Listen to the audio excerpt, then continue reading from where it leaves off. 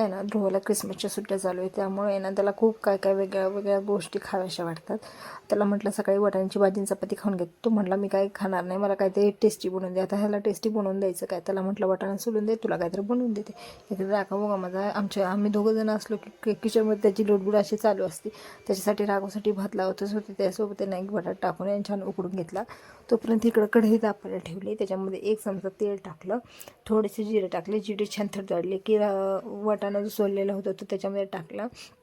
8 ते 10 लसणाच्या पाकळ्या, 4 ते 5 हिरव्या मिरच्या आणि अर्धा इंच आलं घातलं.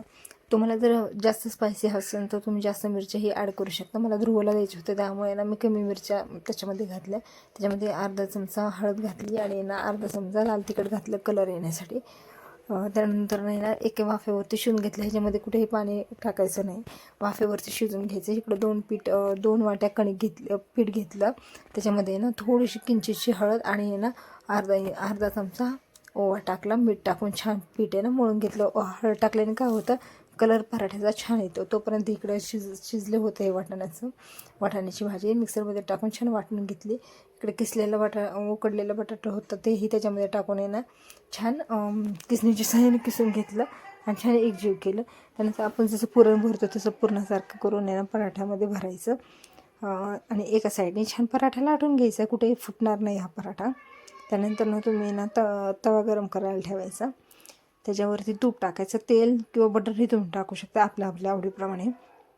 त्यानंतर पराठा भाजताना आहे ना कधी पण मंद आचेवरती भाजायचा.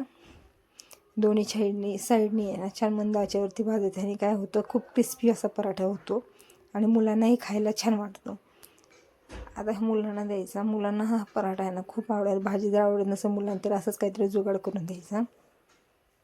तर व्हिडिओ आवडला असेल तर लाईक, शेअर आणि सबस्क्राईब करा. अशाच रेसिपीसाठी फॉलो जरूर करा.